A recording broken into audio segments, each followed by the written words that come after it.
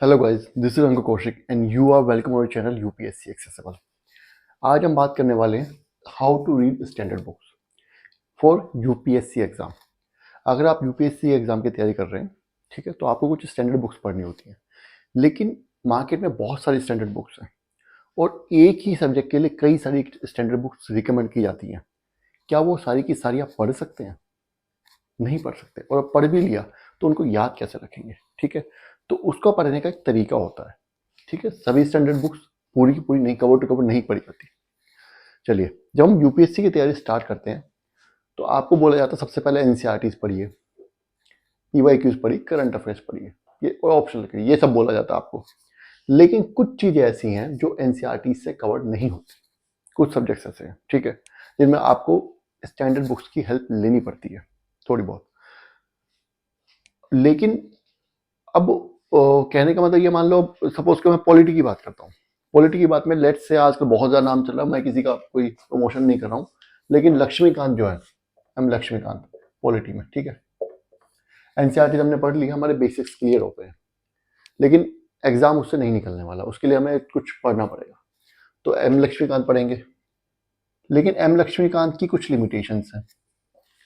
वो लिमिटेशंस ये है कि प्रीलिम्स के लिए तो आपको अच्छा कंटेंट दे देती है, मेंस में ये काम नहीं आएगी। प्रीलिम्स में ठीक है, हेल्पफुल है, मेंस में ये कोई काम नहीं आने वाली। ठीक है, उसी तरीके से अब एक आती है डीडी बसु। हमारी डीडी बसु आ गई। अगेन ये प्रीलिम्स में आपको हेल्प नहीं करेगी, मेंस के लिए काम आएगी। प्रीलिम्स में उतना ज्यादा हेल्प नहीं करेगी क्योंकि उसमें फैक्ट्स कम है, एम लक्ष्मीकांत में फैक्ट्स ज्यादा है। ठीक है, अब इसके साथ फिर आपको बेयर एक्ट भी पढ़ना पड़ेगा। फिर बोल देते हैं कि सुभाष कश्यप भी पढ़ लो, होता है ना, एंड द चेन जो होती है वो लंबी होती चली जाती है। क्या इतनी किताबें पढ़नी जरूरी है? बताओ, क्या आप इतनी किताबें पढ़ सकते हैं? या अगर ये पढ़ेंगे तो आप तो पॉलिटी ही पढ़ते रह जाओगे। बेरेक पढ़ने में आपकी हालत खराब हो जाएगी। बेरेक तो बहुत जरूरी है, आर्टिकल जब तक आप नहीं समझ समझ के पढ़ेंगे तब तक कैसे होगा? तो बेरेक तो है ही, चलो उसको तो छोड़ दो, वो तो पढ़ना ही है आपको, जब भी है हर आर्टिकल आपको देखना है। अब हम आ जाते हैं, मेन यही दो किताबें रखते हैं, ठीक है, या कोई कोचिंग के नोट्स भी हैं, कोई कोचिंग वगैरह की बुकलेट होंगी या नोट्स होंगे, ठीक है, वो भी होंगे। तो देखो, इसमें आपको करना क्या है कि इसमें अब आपको हेल्प लेनी है पीवाईक्यूज की। पीवाईक्यूज की, समझ रहे हो? ये ही सिचुएशन बाकी सब्जेक्ट्स में भी है। अगर आप हिस्ट्री के लिए कोई बुक पढ़ते हो तो क्या बोलते हैं, स्पेक्ट्रम आती है। स्पेक्ट्रम प्रीलिम्स के लिए सही है, मेंस के लिए नहीं है। अगर आप बिपिन चंद्रा पढ़ोगे, मोटी वाली है कोई सी भी, तो प्रीलिम्स के लिए हेल्प नहीं करेगी, मेंस के लिए कर देगी, है ना? तो कितनी किताबें पढ़ोगे आप एनसीईआरटी के बाद? सबसे बड़ी बात है, याद नहीं, बहुत हौच पौच हो जाता है, खिचड़ी बन जाती है। ज्योग्राफी में आप माजी हुसैन पढ़ोगे, जीसी लियोंग पढ़ोगे, बर्नवाल पढ़ोगे, क्या क्या पढ़ोगे आप? कितनी किताबें पढ़ोगे हैं? तो इसमें आपको क्या करना है, इसमें आपको हेल्प लेनी है पीवाईक्यूज की। अब आपको क्या करना है, देखो, पहली बात तो मैं तो ये रिकमेंड करूंगा कोई सी भी किताब मत पढ़ो, ठीक है।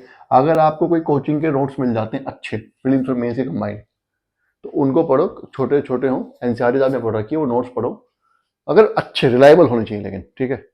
जैसे हमारे यहाँ पे जो मिल रहे हैं, हमने मॉडर्न हिस्ट्री के नोट्स दिए हैं, बहुत रिलायबल नोट्स हैं। इस तरह के अगर आपको कोई नोट्स मिल जाते हैं तो वो ले लो, कोई दिक्कत नहीं है। उसमें प्रीलिम्स और मेंस दोनों का होगा, और पीवाईक्यू बेस्ड ही होना चाहिए वो, ठीक है। पीवाईक्यू बेस्ड होगा, जितने भी अभी तक जिस भी टॉपिक पे, हर चैप्टर पे जितने क्वेश्चन पूछे गए हैं, क्या प्रीलिम्स के और मेंस के, है ना।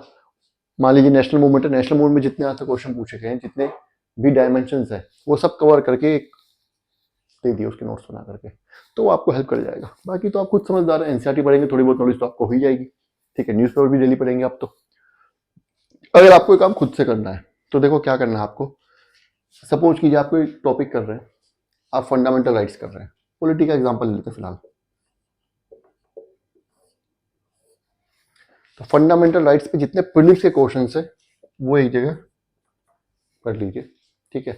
और जितने मेंस के क्वेश्चन पूछे गए हैं वो एक जगह कर लीजिए। अब आप दोनों बुक्स उठा लीजिए, लक्ष्मीकांत भी उठा लीजिए, मैं नाम ले रहा हूँ एग्जाम्पल के लिए, ठीक है, और डीडी बसु भी उठा लीजिए, ठीक है, या कोई भी एक फैक्चुअल बुक उठा लीजिए, कोई भी कंसेप्चुअल कंसेप्ट ज़्यादा क्लियर हो वाली बुक उठा लीजिए। अब जहां प्रीलिम्स का क्वेश्चन आ रहा है फैक्ट वाला आ रहा है, वहां देख लीजिए इन दोनों में कहाँ मिल रहा है, उसको यहाँ पे लिख लीजिए। मान लीजिए 20 क्वेश्चन है, 20 क्वेश्चन में जो पूछा गया है वो इनमें जहां भी मिलेगी इस बुक में। टॉपिक तो फंडामेंटल राइट का तो एक ही चैप्टर है, पता है ना आपको। अगर राइट टू इक्वालिटी पे क्वेश्चन पूछा गया है, अगर राइट टू इक्वालिटी पे क्वेश्चन पूछा गया तो पता है कि वो राइट टू इक्वालिटी के अंदर ही होगा, या तो इसमें होगा या इसमें होगा, है ना, लिख लिया। इसी तरीके से सारा आपने कर लिया, आर्टिकल 13 से लेकर 32 तक सारा जितना भी जो भी कंटेंट बनता है सारा लिख लिया। अब मेन से क्वेश्चन देखो, मेन से क्वेश्चन के लिए आपको एनालिसिस चाहिए, वो आपको इसमें नहीं मिलेगा, इसमें ज्यादा मिलेगा, इससे पढ़ लो वो चीज। फैक्ट्स आपके पास यहां से आ ही गए हैं जो आपने फैक्चुअल बुक पढ़ी है, एनालिसिस यहां से ले लो, बना लो नोट्स मेंस के लिए हाथ के हाथी। आप इतना कर सकते हो कि जो प्रीलिम्स के नोट्स हैं वो थोड़ा ऊपर बना लो और मेंस के नोट्स थोड़ा नीचे बना लो, थोड़ा सा डिफरेंट करके, ताकि जब प्रीलिम्स हो तो आपको सिर्फ यही पढ़ना हो, आपको पता है। या अगर कंबाइंड नोट्स बनाते तो उसमें आप अंडरलाइन कर सकते हो, वो आपकी मर्जी है, ऐसे आपके नोट्स बन जाएंगे। इसी तरीके से आप ज्योग्राफी उठा लीजिए, ज्योग्राफी में आपने बर्नवाल सपोज कीजिए फैक्ट्स ज्यादा है, महाजी सर में कंसेप्ट ज्यादा है, टॉपिक उठाया प्लेट टेक्टोनिक्स, प्लेट टेक्टोनिक्स पे जितने प्रीलिम्स के क्वेश्चन पूछे गए हैं उन सबके जवाब ढूंढो, एक नोट्स बना लो। जितने मेंस के ढूंढे गए वो देखो क्या कैसे एनालाइज करो, उसको बना लो। ध्यान रखना है कि इस तरीके से नोट्स बनाने के जितने भी प्रीलिम्स और मेंस के क्वेश्चन है उनके आप आंसर कर पाओ। आपने प्रीलिम्स का तो मिल जाएगा आसानी से, लेकिन मेंस के क्वेश्चन का आंसर करने में आपको बहुत जरा सोचना पड़ता है, और यही सोचना जो है ये आपका मेंस में हेल्प करेगा, आपको फाइनल सिलेक्शन में हेल्प करेगा। ये बात ध्यान रखिएगा, ये जो आप नोट्स बना रहे हैं ये आपकी ब्रेनस्टॉर्मिंग हो रही है। इस तरीके से अगर आप क्वेश्चन करेंगे, आप करते हैं। क्यों बोला जाता है कि डेली पीवाईक्यूज करो? मैं गला फाड़ फाड़ के चिल्लाता रहता हूं कि डेली पीवाईक्यूज करो, डेली पीवाईक्यूज करो। क्यों बोला जाता है? क्योंकि आपका सिलेबस तो कवर हो ही जाएगा। आप पीवाईक्यू करोगे, आपने कोई क्वेश्चन देखा तो आप उसका आंसर ढूंढोगे, ऑनलाइन ढूंढोगे, अपनी किसी किताब में ढूंढोगे, अपने कोचिंग के नोट्स में ढूंढोगे, एनसीईआरटी में ढूंढोगे। सबसे पहले तो एनसीईआरटी में ही ढूंढना है, एनसीईआरटी में नहीं मिला तो कहीं ऑनलाइन देखना है, किताब में देखना है, कोचिंग के नोट्स में देखना है, उसको लिख करके रख लो, बात खत्म, आपका सिलेबस खत्म। आपको दोबारा टॉपिक पढ़ना ही नहीं है, आपने जो लिखा वही है आपका सिलेबस। आपने 20 क्वेश्चन लिख लिए टॉपिक पे, वो 20 क्वेश्चन का जो नोट्स बनाए हैं उनके रिलेटेड वही आपका सिलेबस है, उससे ज्यादा नहीं पढ़ना। यहां पे क्या होता है, कुछ बच्चे ऐसा करते हैं कि वो एक बुक जो है, मान लीजिए हम एग्जांपल ले लेते हैं लक्ष्मीकांत की, एम लक्ष्मीकांत की, कि इसको तो कवर टू कवर पढ़ते हैं, कवर टू कवर पढ़ेंगे, पूरा अच्छे से इसको पढ़ लेंगे, रट लेंगे, अच्छे से समझ समझ के पढ़ेंगे, बहुत अच्छे से 4 5 6 10 बार पढ़ेंगे, ताकि अच्छे से उनको सब समझ भी आ जाए और फैक्ट सारे याद भी हो जाए अच्छे से, ठीक है।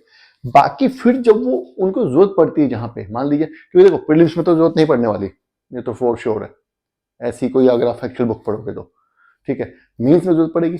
तो वहां पे वो क्या करते हैं, जिस टॉपिक में उनको प्रॉब्लम आ रही है उस टॉपिक पे वो कोई भी एक हेल्प बुक लेकर के और वहां पे वो गैप फिल कर लेते हैं।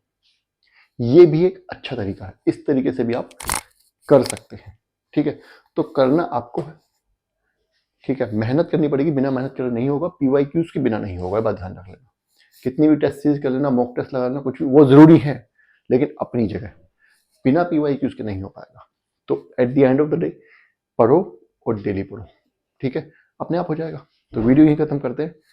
बहुत आसान तरीका है स्टैंडर्ड बुक्स को कवर करने का। लोग 4 4 5 5 किताबों में टाइम वेस्ट करते हैं, इतना टाइम वेस्ट करने की जरूरत नहीं है। उन किताबों से उतना ही निकालना है जितना आपके एग्जाम के लिए जरूरी है, और कैसे निकालना है ये मैं आपको बता चुका हूँ। उम्मीद करता हूँ वीडियो आपको पसंद आई होगी, आपके काम भी आएगी, ठीक है। लाइक पसंद आई है तो लाइक करना है, चैनल को सब्सक्राइब करना है। Thank you.